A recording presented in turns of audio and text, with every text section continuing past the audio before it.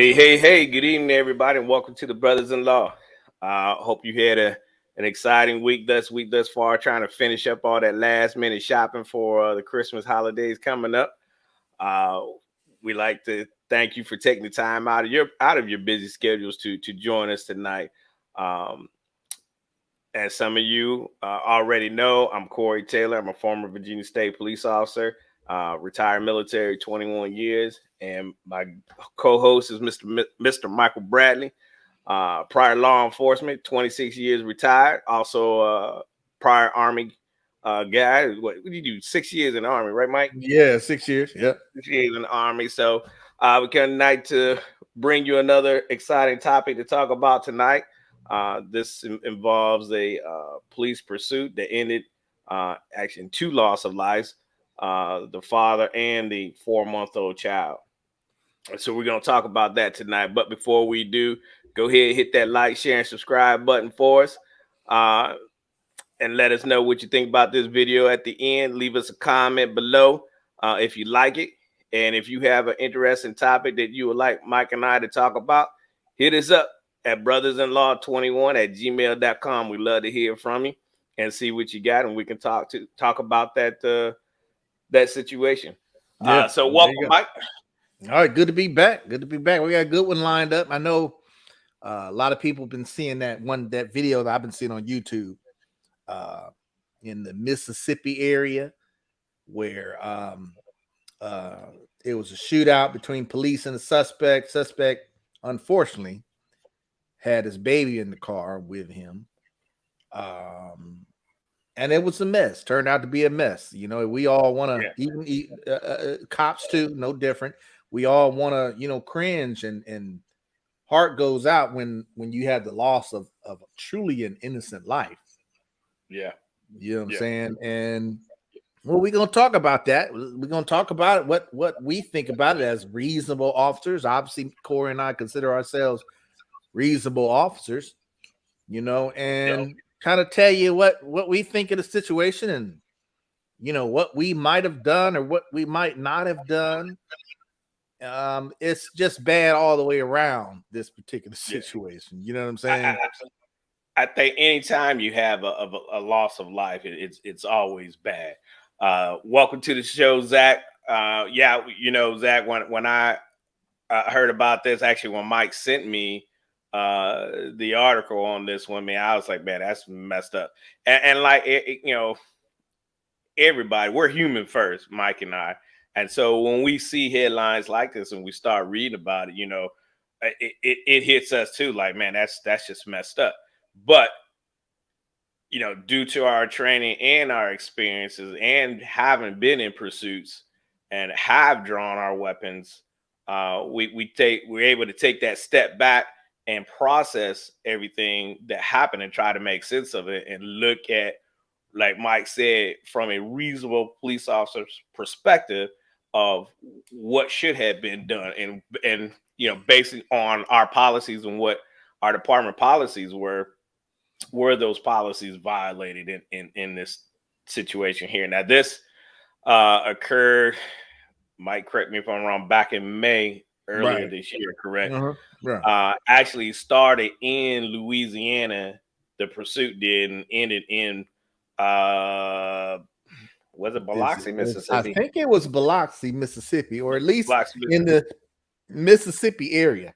Yeah, it was in Mississippi, and it came to the end. Now we'll discuss that. We'll show the video. The video is a news article clip. It's about 3.5 minutes long.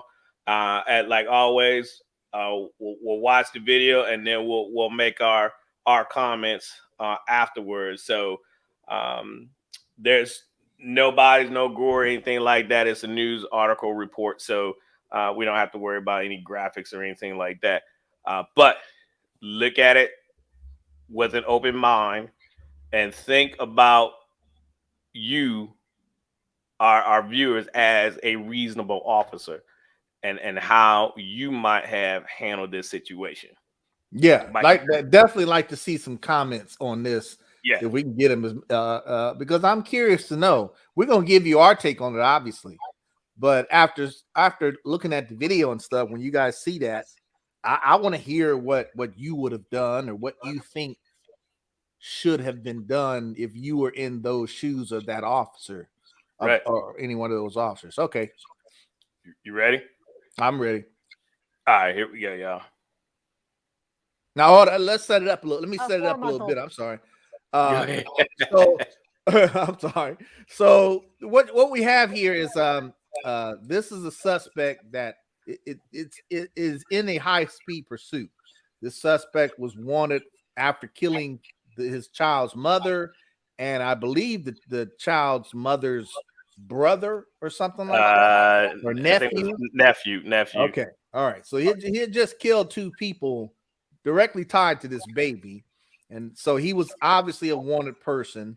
They locate him. They're in a pursuit with him. He does have the child in the car. Okay, so just keep that in mind. That's just a quick setup of what's going on here, because we're kind of starting this in the middle of where the pursuit ends up.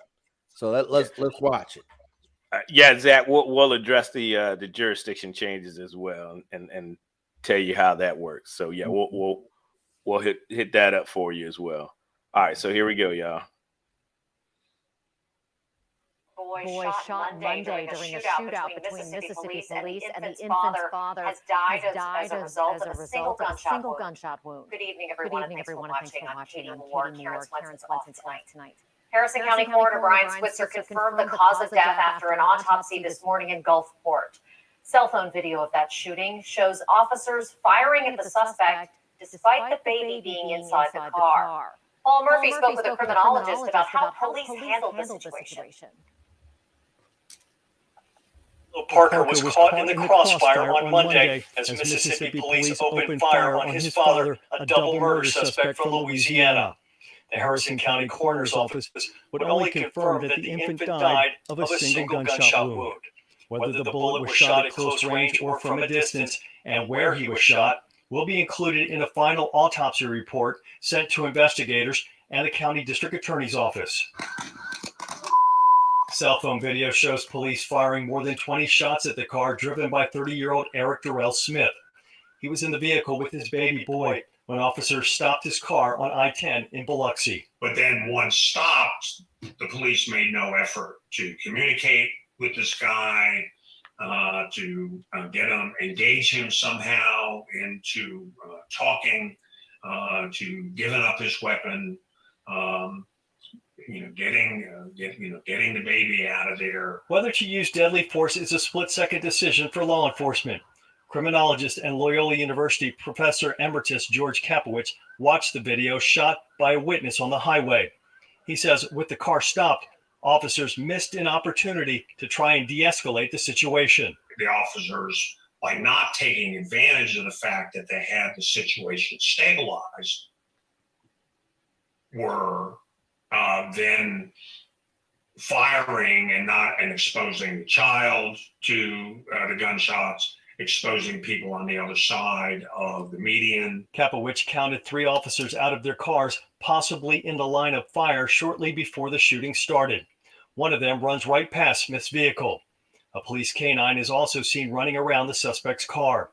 Then Smith points his gun out of the driver's side window and shots are fired. Smith is killed in the shootout. But if the suspect in the car is jumping out, firing wildly, putting everyone in danger, well, then the police have to do something, because you can't just let this person run amok. But none of that seems to be going on. Just hours before the fatal shootout with police, Smith was accused of killing his ex-girlfriend, 32-year-old Kristen Parker, and her 26-year-old nephew, Brandon Parker, in Baker near Baton Rouge. He was later spotted on I-10 near Slidell, and police followed him from Louisiana into Mississippi. Paul Murphy, Eyewitness News. It's unclear tonight which agencies are responsible for firing the shots. Biloxi police are heading up that shooting investigation. All right. Yeah, tough situation right there. Yeah. Well, let's start from the very beginning. Why was the police called to this incident? Now, I'm not sure. I'm not exactly sure how they ended up contacting him. Although we do know that the reason why he was being chased, at least, is they had enough information, obviously, to know that he was wanted for murder. He was wanted for killing his baby's mother and her nephew. So right out the gate, that's a dangerous person. You and how they end up contacting him initially, I don't know. I don't know if they just happened to hear or see his car on the highway after an APB was put out or something. All points bulletin or BOL, be on the lookout for.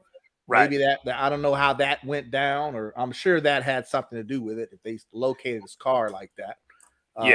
They had to know it was his car, and the chase took off. Now the question here, Corey, right out the gate is, number one, did they know the child was in the car when they initiated this pursuit? See, that was my first question too. And this happened back in May, I think around May 3rd of this year. It was a police pursuit that started in Louisiana, but ultimately ended in, I believe it was Biloxi, Mississippi. That was never mentioned, but throughout the articles and the news broadcasts, they kept mentioning that the police knew that the child was in there. Okay. I don't know that for a fact. I don't know if they knew that at all. I mean, I'm assuming probably the only thing that they knew, they were in the pursuit with this car, and the guy was wanted for 2 alleged murders. Yeah. So outside of that, we don't know. But however, what happens, when you get into pursuit across states lines, when it's in the commission of a felon, which eluding the police is as a felony charge, it's iffy. It's going to be one of those things where your upper chain commands like, hey, continue on pursuit. They'll notify the other agencies, the other state that you're coming through, and they'll alert their state police. In such case, a couple years ago, right before I left the state police, I was involved in something similar to that. A murder happened in Maryland. The gentleman stole the victim's car and came into Virginia. We put out a BOL. Lo and behold, he had to run into me. And we get into a pursuit. Now, before I actually got into that pursuit, the local PD was following him. Well, they have a no pursuit policy, so they technically were just following him, but they were asking for our assistance. We could pursue. I then caught up to the subject and took over the pursuit, took lead in the pursuit, and we went through 3 cities, 2 cities, sorry, and it ended up. So you're communicating with them. When you do that, typically the state that the incident is now in, like in this case here in Mississippi, I would assume that it would be the state police in Mississippi taking over that pursuit and calling a shot, and then the state where it initiated in Louisiana, they would just then be the backup because they have no jurisdiction in the state of Mississippi. Is that similar to how you guys would work, Mike? Yeah, that's pretty much the same way. If we get into a pursuit and if we continue the pursuit, we will continue it no matter what cities we go through, as long as we continue the pursuit until we decide to cancel it. Right. There are times where we have also asked for outside assistance where the pursuit is probably getting to a point where we're unfamiliar with the area and don't know where we're going. It's quite common to call California Highway Patrol or something like that to take over the pursuit, which they have done so before too, where we'll drop out of the pursuit, they'll take over the pursuit, and then at the end of the pursuit, once they have the guy, they'll process him and do what they need to do with him, and then we'll come after the fact, right? Oh yeah, it's pretty much similar to that as far as jurisdiction goes. Jurisdiction, don't get too hung up on jurisdiction. Cops can technically go across state lines. It doesn't, unless they got some particular department policy that specifically prohibits them from doing so, which is probably unlikely.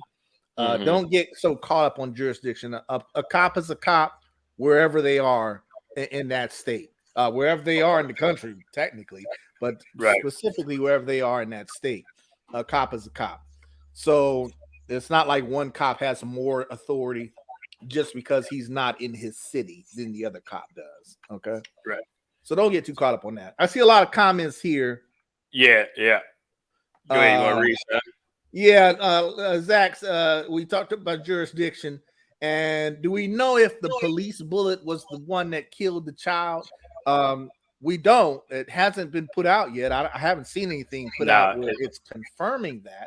But for the sake of discussion on this video, let's say that if it was, let's say it was the police bullet that killed the child. Very possible. 20 plus shots fired at the guy in the car. Very possible that one of those bullets could have missed and hit the child.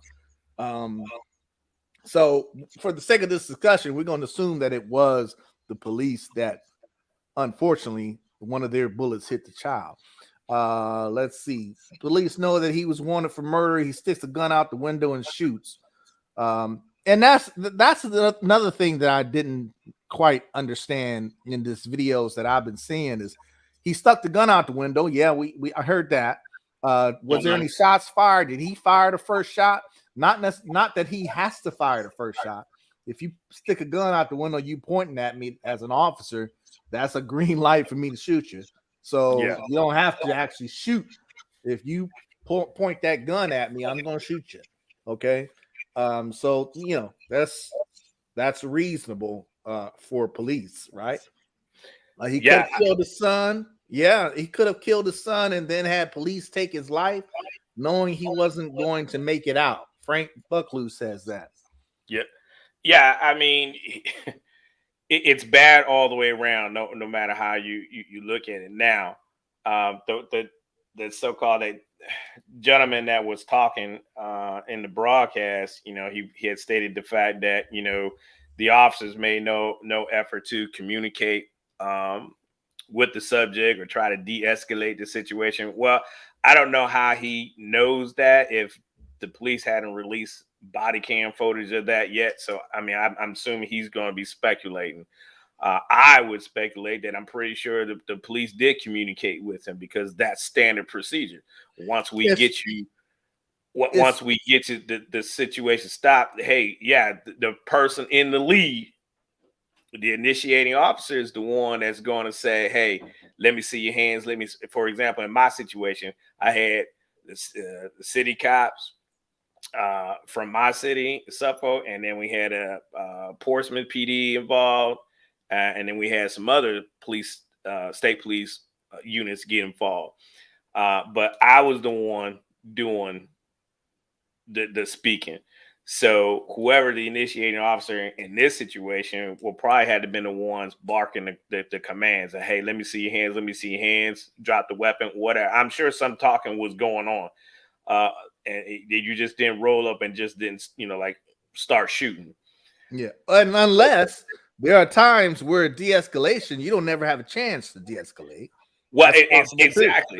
If I roll up and I'm in the middle of stopping you and you point a gun out the window, whether you shoot at me or not, let's say you don't shoot at me and you point that gun at me.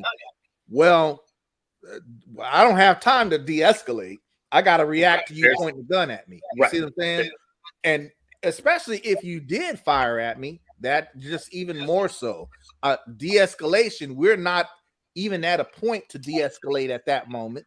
Now, because you showing me deadly force against me, I got to respond to that. I don't have time to de-escalate. I got to respond to the deadly threat first. Yep. There's no time for the de-escalation because it's a process to de-escalation. And the situation is going to dictate where in that de-escalation, you take part. But here, so you point that gun at me, I'm not going to talk to you. You've already made your decision what you need to do. Now, as a reasonable officer, I now know how I have to protect myself and the other officers who are behind me.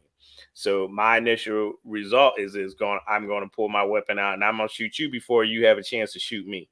Now, the question is, who bears responsibility for the death of the young child? There we go. I mean, that's that. Now, the guy. I mean, not look. Taking, go ahead, Corey. Go ahead. Now, as I say, now you look at the situation that you're in now. That this other person put not only these officers in, but the life of that child in. So who bears responsibility? Is it the police officer? Listen, you point a weapon at me. I have no chance to try to de-escalate this situation. Now, the thing is, I have to go back and look. I didn't see, the time frame is, how quickly did he point that weapon out? Was there any time for a chance of de-escalation? Yeah, right? I mean, you involved in a collision. They pitted him. If they I pitted saw him, that video, they pitted him and caused him to spin out. Okay, so now you froze. He was stopped then at that point after they pitted him. And it looked like several officers walking around him, in my opinion, which would be an unsafe manner because they had no cover. They were just walking around it, walking past his window. That there's no cover or nothing. That's very unsafe to do. Right. Okay. But still, time is this time is running. You don't know what he's doing. If I understand he had tinted windows, you really couldn't see inside the vehicle. Right. That's another thing that you don't know. You can't just de-escalate with someone unless you can contact them and start talking to them, right? And if they speed that up by pointing a gun at you, well, there goes de-escalation out the window, right? Right. But the issue here too, something else to think about as I have done this job. Well, wait, go back. I want to hear your thoughts on who bears responsibility. Okay. Because for me, I think that subject bears all the responsibility. Yeah, but the citizens, I don't think will want to swallow that. Okay, because they're going to always look at the police. The letter of the law. I understand that, but they are always going to look at the police as the ultimate judges for whether or not they should or should not have done something. And unfortunately, in the climate today, they're going to look at the mistakes that the police made before they look at the mistakes that the suspect made. Now, my personal opinion as a father, not as a police officer, I'm going to definitely put all that responsibility on the suspect. Okay. Oh yeah. You got my child in there. You just killed me. You just killed my nephew. Okay, what am I going to be concerned about with you continuing on and the police letting you go for whatever reason with my child? You know what I'm saying? I'm thinking you're going to kill my child and then kill yourself, right? That's very common, unfortunately, right? A lot of things going on here. But there's a lot of questions. Should that officers have initiated the pursuit in the first place knowing that child was in the car? Let's take it back. Let's back it all the way up to that. That's a good question. And that's where I would say that they didn't know the child was in there. Even if they did, let's say they did know the child was in there. You think they should have initiated the pursuit with that child in the car? Now, my thought process on that is man, you damned if you do and you damned if you don't. You got a wanted suspect who's a wanted murderer. Right? Here's another. Yeah, but see, we don't know. That's why it's important to know what led up to this, because now my question to that is, has it been reported that the child was abducted? Well, the mother of the child, he killed the mother of the child, and he killed the nephew of the child, the mother's nephew to the child. So we don't know. We don't know. We just no. I did see something on one of those videos that the police had enough information, I think, if I recall this correctly, correct me if I'm wrong, And our viewers can research this themselves if they want to, but they had enough information to put out a BOL, be on the lookout, to let people know to look out for this guy with the child. Okay. So I think they knew he had the kid with him, because the kid wasn't in the scene where the mother wasn't there where we're at home where the kid normally would have been, and he was gone along with the kid. I think they put 2 and 2 together and said he might have a kid. You see what I'm saying? But either way, they knew the child was missing. Whether they knew it was with him in the car or not, I don't know. But let's just say it was. Let's just say, I mean, obviously it was. But for the sake of discussion, let's assume they knew that child was in the car. Okay? When I say you're damned if you do, you're damned if you don't. If you see a murderer suspect and he's driving by you and there it is, he got the child in the car and he rolling, am I going to chase that guy? Yeah, I'm still going to chase that guy even with the kid in the car, unless the pursuit got so dangerous, okay, that it's endangering the lives of innocent people. Then I might cancel the pursuit. Okay, I'm going to give him another time. Yeah. But as a father, now my thought process on that is, if it was my kid in that car, I would rather the police chase him. Okay, because I don't want my kid in the hands of some murderous father who just killed the mother. All right. And now I'm afraid that my child, if they don't chase him and he does go and kill the baby and then kill himself, and you find him later on somewhere, both of them dead, then they're going to come back and say, well, why didn't you chase him when you saw him, officer? You know, you were supposed to pursue that guy. A BOL was put out. He went by you. Yeah, he had the child in the car, but why didn't you pursue him? Right. So it's kind of like it's damned if you do, damned if you don't. What you think? No, you go and pursue, and that's your job. You have a wanted person wanted for an alleged murder times 2. You need to try to get him, if possible, get him stopped. In this case, they did, thank God. Now, again, like I believe one of our viewers just said, Frank did that. The police, not the police, I'm sorry, that the parent, I'm put his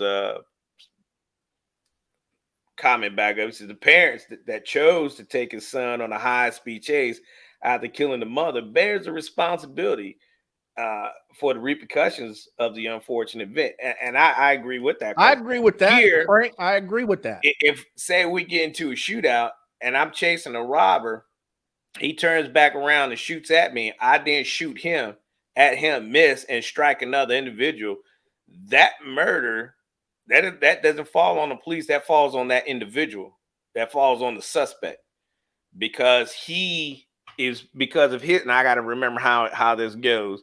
It was because of their actions that caused you to shoot in the first place. Right. So that individual bears that responsibility. So if that applies in this situation, then it's that father who would be responsible for that kid, that little baby's death. Zach makes a good point when he says, Zach says, he says, put it in easy terms. If a suspect is at the corner of the street holding his baby and he has a gun pointed at you, that's a damned if you do, damned if you don't situation. Yeah, I agree with that, Zach. I agree with that, because as an officer, you got to make a decision. Are you going to shoot back at this guy who's shooting at you or who's getting ready to shoot at you or not? Are you going to hold off? For me, I think, what am I going to do if I'm dead? If you shoot me as the officer, now you didn't kill an officer. Well, I can't do nothing to you for sure at that point. I'm going to try to shoot you back. And hope and pray that I don't hit that kid. You know what I'm saying? If I'm in that moment, that instant, that second where I'm vulnerable and I don't have a way to get to cover or nothing like that, and all of a sudden you pull a gun on me and I got to draw and shoot you, then I'm going to try to do that.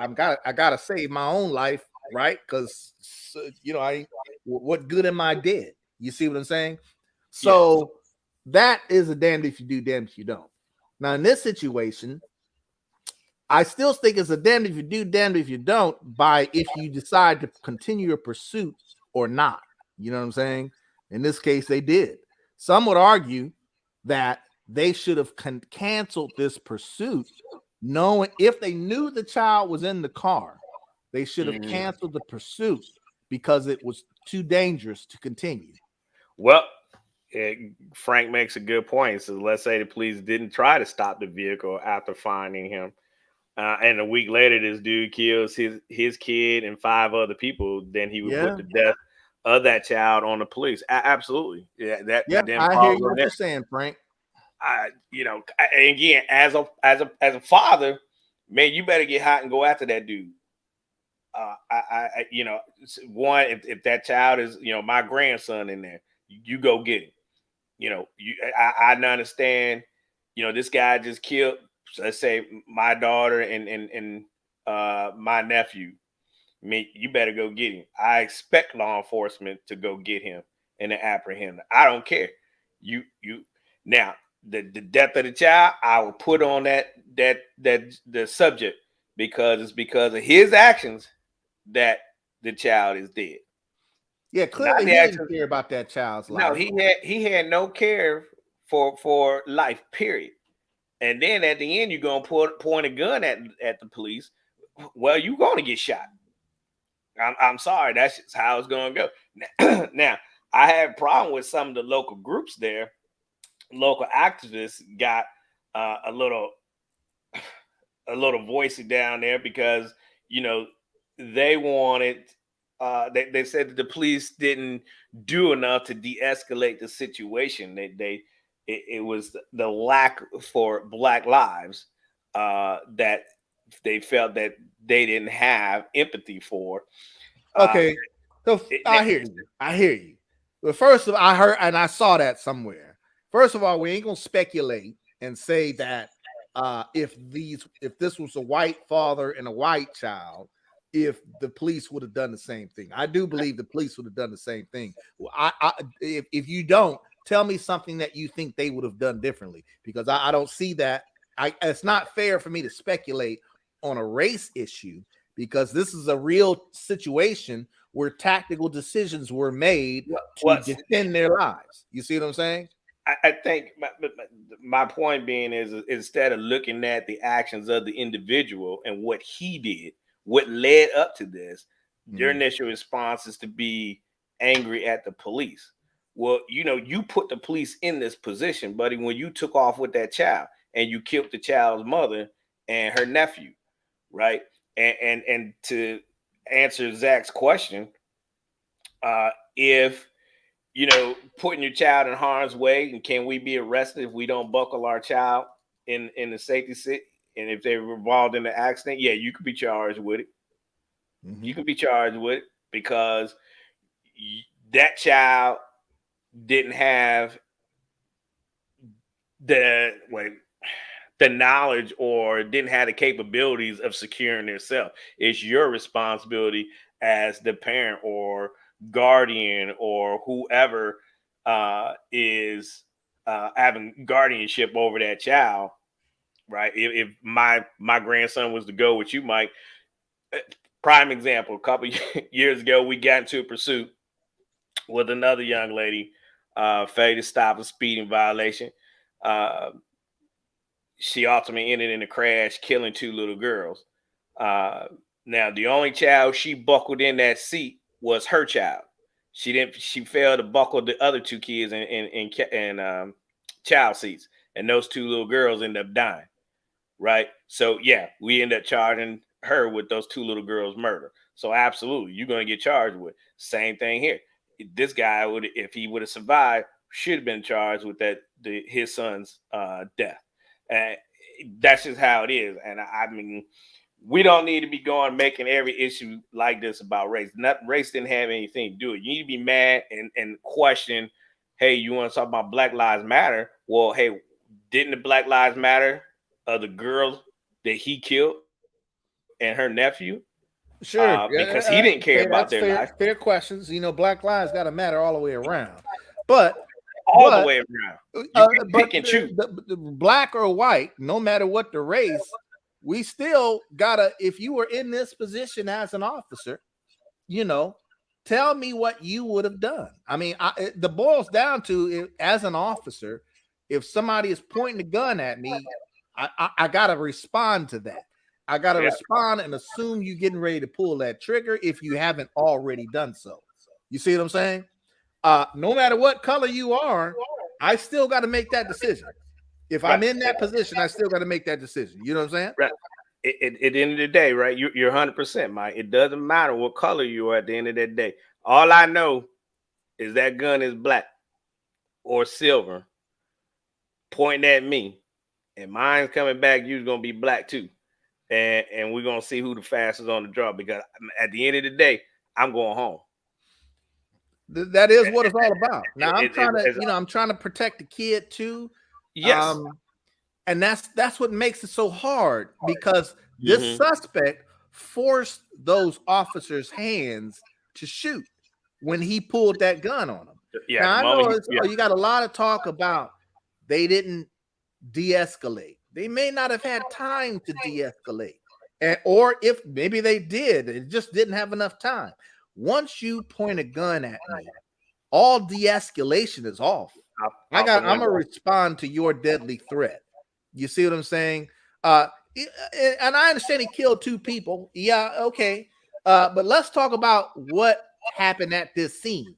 Yeah, we know they killed 2 people, and that was the whole reason why they wasn't gonna let him walk away, child or no child. They wasn't gonna just let him walk away. But I'm trying to understand the argument.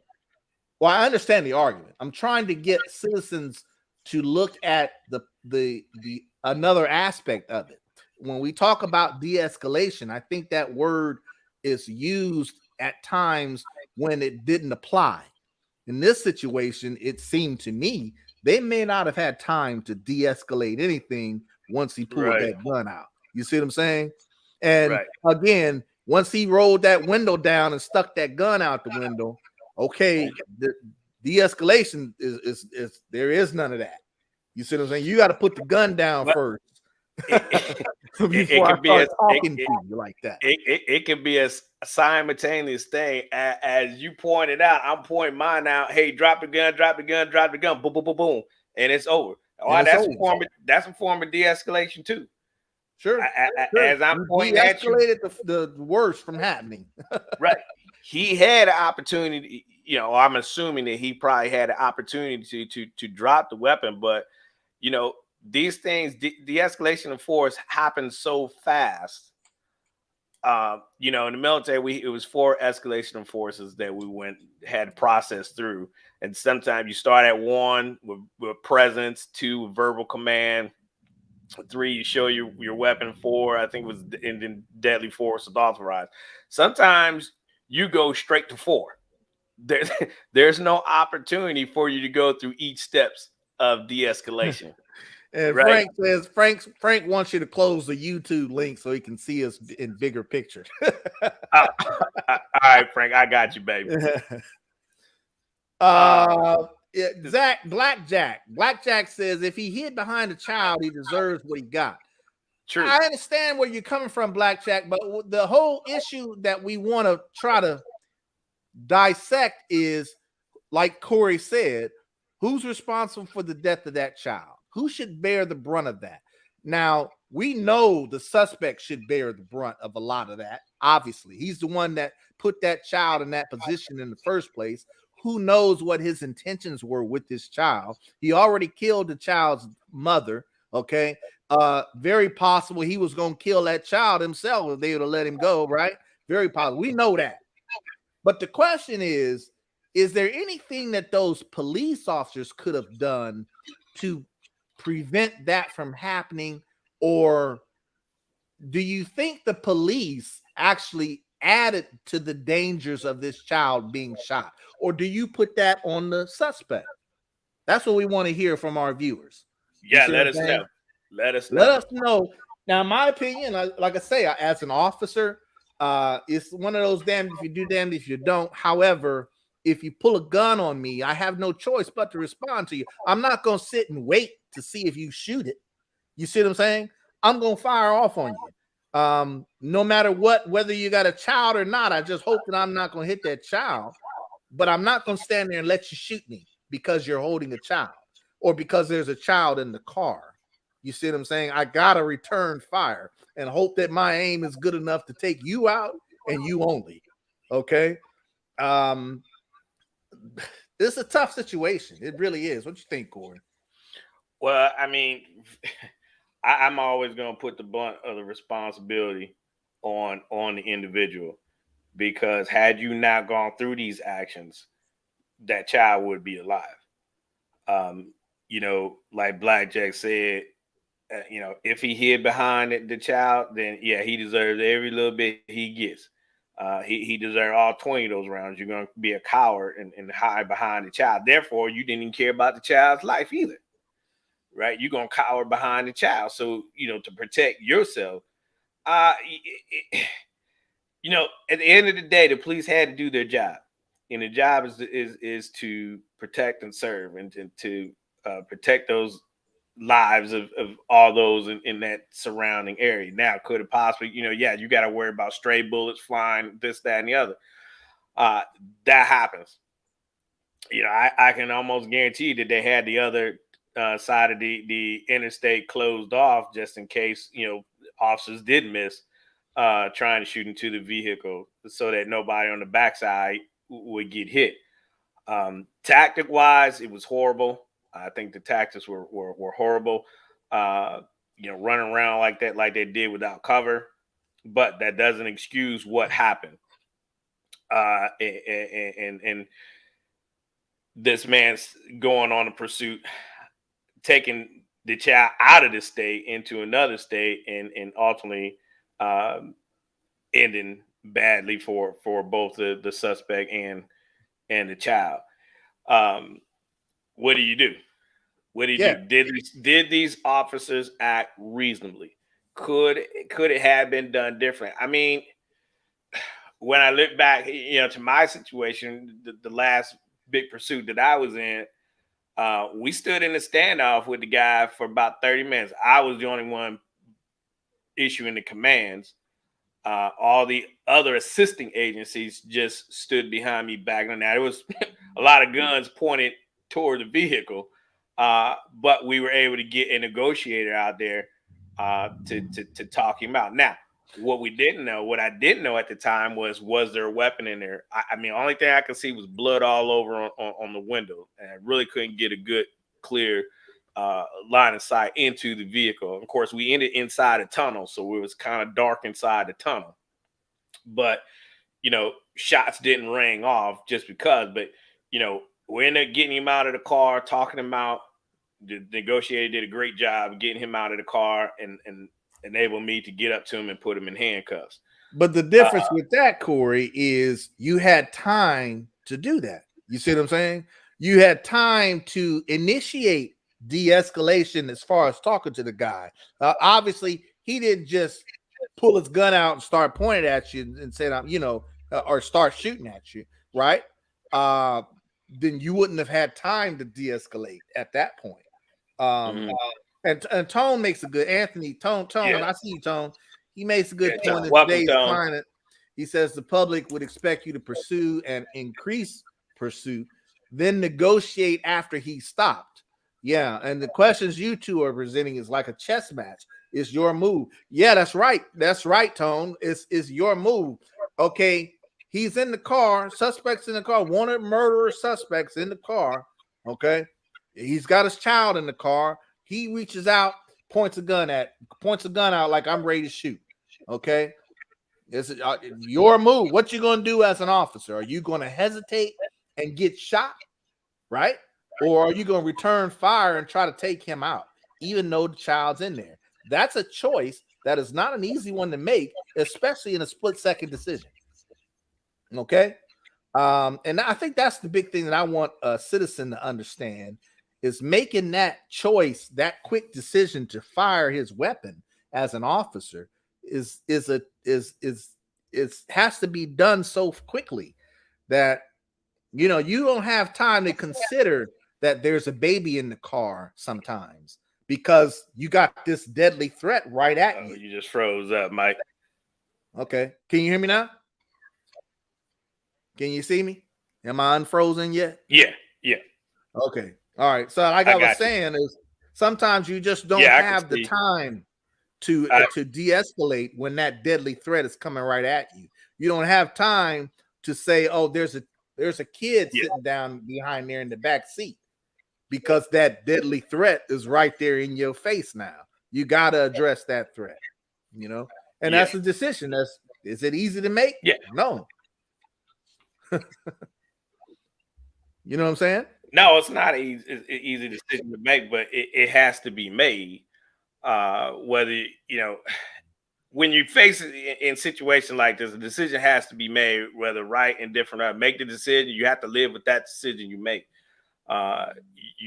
They made the right decision in pursuing this wanted subject and getting him detained. Now, the outcome of it is really still going to be based on the subject, and is he going to comply or not?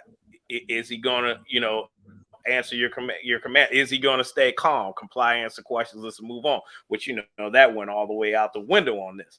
But had he did do that, it could be a different story.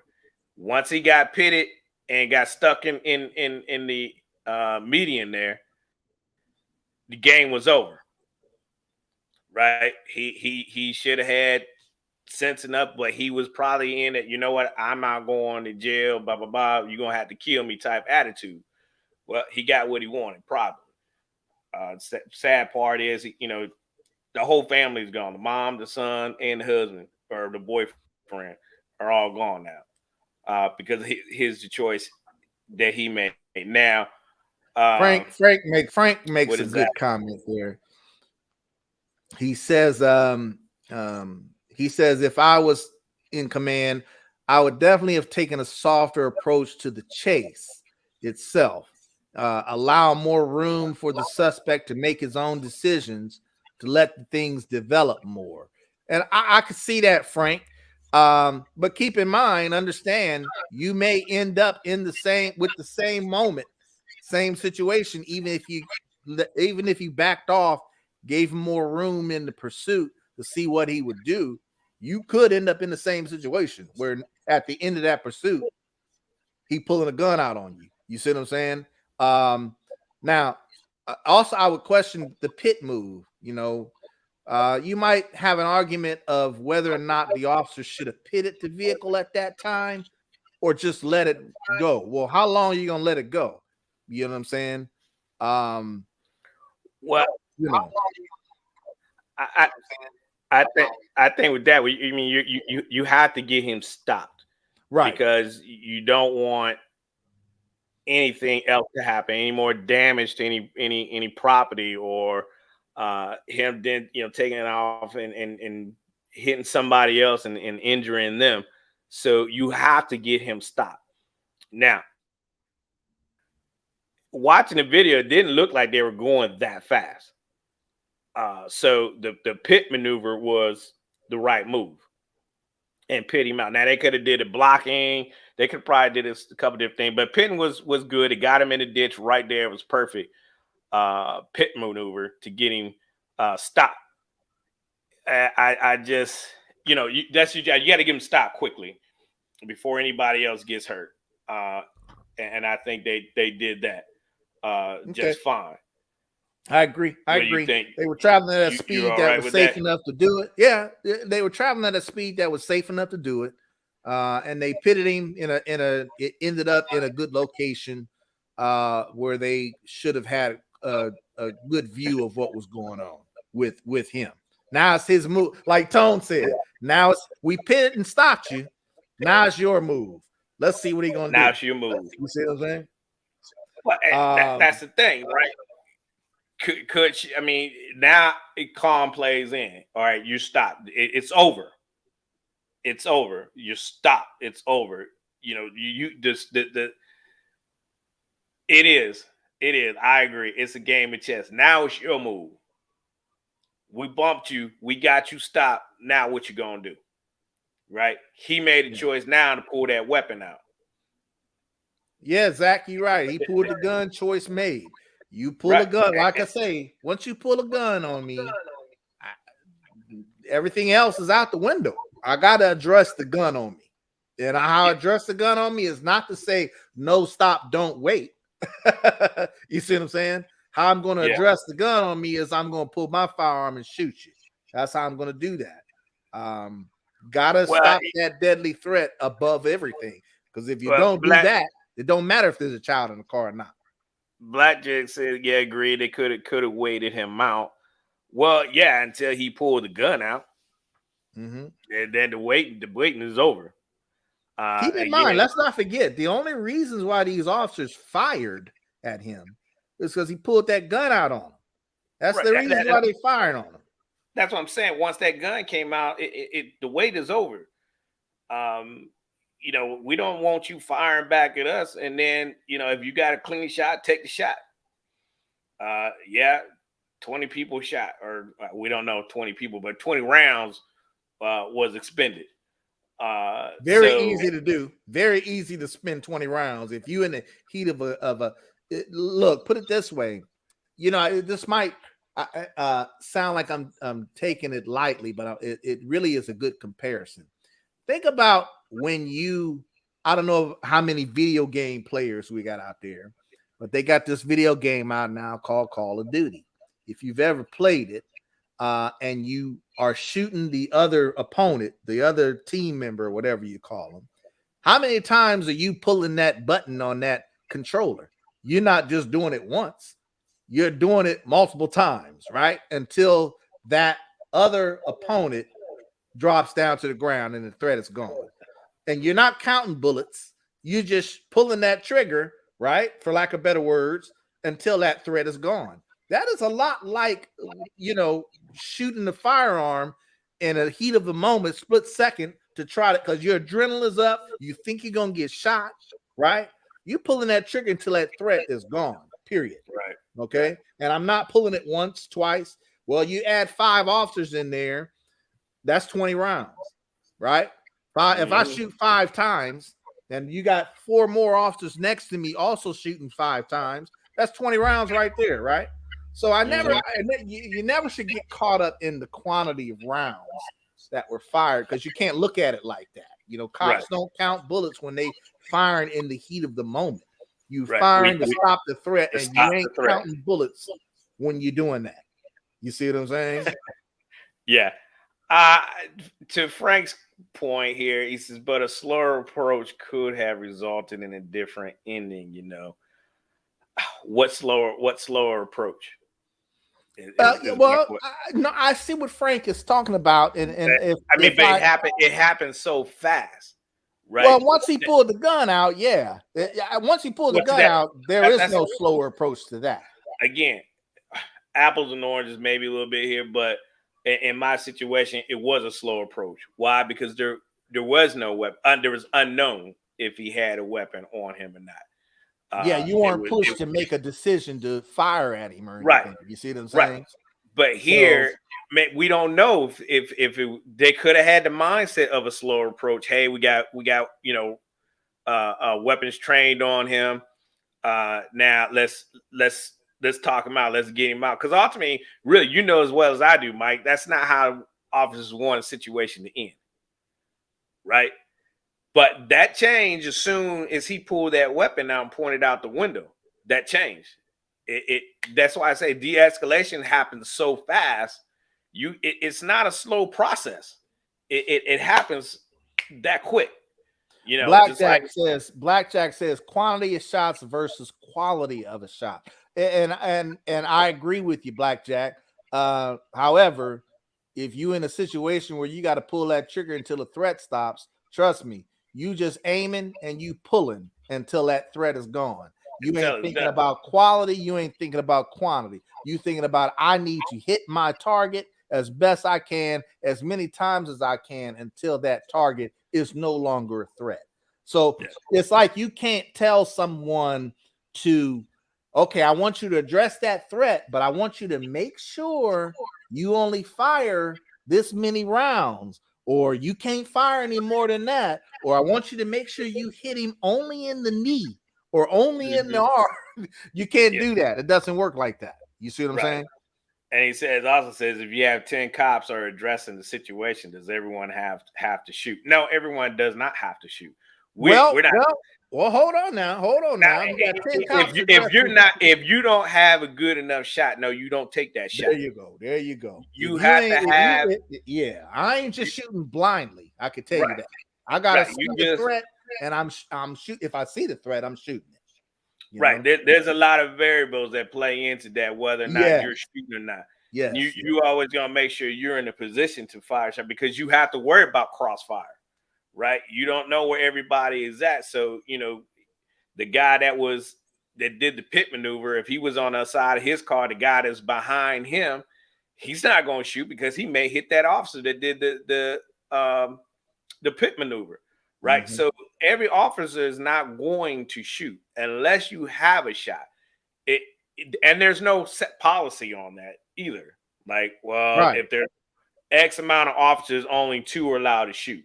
Right. Well, technically, it should really only be the pursuing officer and maybe the secondary officer. You don't need, all 30 people there, however many officers they had there. All 30 don't need to shoot. All 30 probably ain't gonna be in the position to shoot. All 30 there are gonna be probably. All 30 there are going to probably be assigned different tasks. Hey, you go block off over here, go get this, go do that, get these people back. So, everybody's not shooting that's on scene. But however, if you in there and you got a shot, you better take that shot. Now you may only get, so now there are other, like Corey said, there are definitely variables to that. You don't want to what we call sympathetic fire. I'm not going to shoot just because I hear my partner shooting. That is something called sympathetic sympathetic firing, right? And officers have to be careful of that. You do never want to shoot. You can get yourself into trouble that way. You never want to shoot. You better be able to account for why you shot in the first place. And some would say you need to be able to account for how many times you shot. You can try to do that, but a lot of times it'll be hard to remember if you fired that many rounds, right? The only way you can really tell that is I got 3 magazines, I got 2 empty ones, and I got 1 full one. Well, that's about 30 rounds you just fired, or 20 rounds you just fired, right? Or however your magazines take. You see what I'm saying? But at the heat of the moment, you ain't counting bullets. You just firing. You know what I'm saying? No, you shoot to the threat is stop. And again, you're trained the That's same not way. Just the court saying that is truth. You know what I'm saying? I'm shooting until that threat is gone. And I ain't stopping until that threat is gone. Period. Right.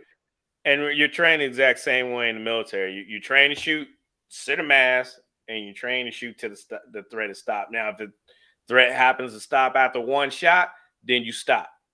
All right. Good night, Frank. Thanks for joining us, baby. Thanks for joining us, Frank. You stop to the threat is stop. If it's 6 shots, whatever you're done, you fall to the ground, the weapon drops out of your hand, and I can safely secure you, then we're done. So, but let us know what you think. If you like this topic and it was a good one, let us know how you feel about it in the comments below. Like, share, and subscribe to us. I think we made some good points here, and we hope all of you all got something out of it. You looked at it from a reasonable officer's perspective, and try to put yourself in these scenarios as we do them, and ask yourself, would you have done that? And understand the gravity of that decision. You see what I'm saying? Right. How hard it is to make that decision in a split second. That's all. Yeah, you got to make that decision real quick, and that's why I say, escalation of force. You in a perfect world, you would like it to go, through each step. Your presence, and then the commands, and then letting it end like that, not have to go to deadly force. But I mean, it goes 1 to 4 real quick. You don't have a chance to hit every step of the de-escalation wickets. So, keep that in mind when you watch these videos. Keep in mind, well, that innocent person would still be alive had this subject not done these things, right? Yes, we're always going to, hold the police to a higher standard, right? And rightfully so. Sure, rightfully so. We're always held to a higher standard. We always expect them to act a certain way. But however, these individuals out here that want to commit these crimes, they're not seeing it that way, and they put innocent lives at jeopardy because they don't want to go back to jail. And a lot of times it's always going to end bad, right?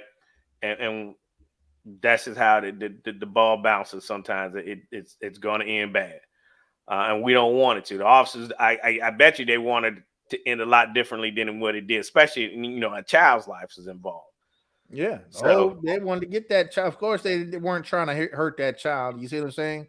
But it's just, if I were in that situation, like we said, Corey, I mean, if you pointing a gun at me, you getting ready to shoot me, I'm gonna respond to you appropriately. And de-escalation, you got to have time to de-escalate. And the person that we're dealing with controls whether or not we have time to de-escalate. If I can talk you out of it, oh, by all means, I'm going to try my hardest to talk you out of it. For sure. But if you do something to change that, like pull a gun on me, well, so much for de-escalation as far as talking goes anyway. So much for de-escalation as far as talking goes. Yeah, we passed that point now. You forced my hand, and I got to do something more now.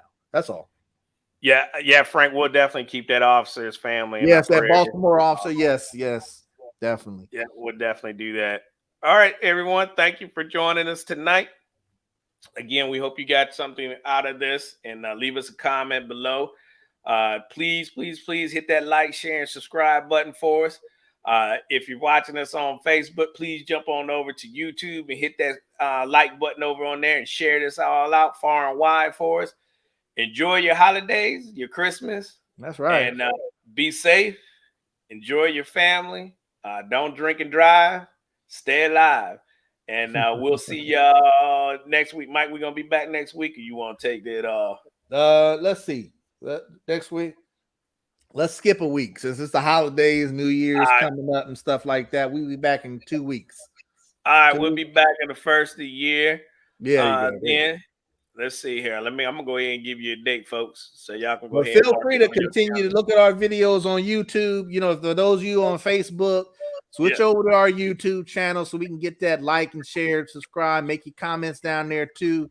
I don't get to see a lot of the Facebook comments. Corey does that side of it on Facebook and stuff. He got control of that. But we trying to get everybody to switch over more to the YouTube side of it. That way you can hit that button and get us pumped up on YouTube a little bit more. But also you can make pretty good comments on YouTube and stuff like that. Even though we be gone for a couple of weeks, we still got videos on there you can take a look at, comment, stuff like that. Okay. That's it. Yep. So we'll be back on the 6th, January 6th. We'll be back live and ready to get it. All right. So y'all be safe. Have a very Merry Christmas and a very, very prosperous New Year. God bless you. And we love you. Thank you for watching us. Yep. See you later. Peace. Zach, I'm going to call you.